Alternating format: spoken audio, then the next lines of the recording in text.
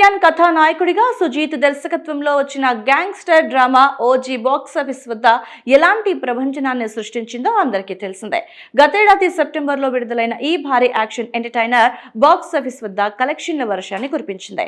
పవన్ కళ్యాణ్ ని సరికొత్త stylish అవతార్లో Sujeeth present చేసిన విధానం, పవన్ లుక్స్, ఎలివేషన్స్ థియేటర్లలో ప్రేక్షకులకి పూనకాలు తెప్పించాయి. అయితే సినిమా ప్రమోషన్ సమయం నుంచే ఈ చిత్రానికి రెండో భాగం ఉండే అవకాశం ఉందని టాక్ కూడా వినిపించింది. దానికి తగ్గట్టుగానే దర్శకుడు సుజీత్ కథలో రెండో భాగానికి సరిపడా అనేక ట్విస్ట్లని, ఎలిమెంట్స్ ని దాచి ఉంచారు.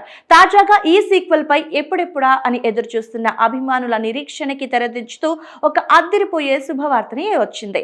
ఈ ప్రతిష్టాత్మక ప్రాజెక్టు గురించి Pawan Kalyan creative works social media వేదికగా అధికారికంగా స్పందించింది.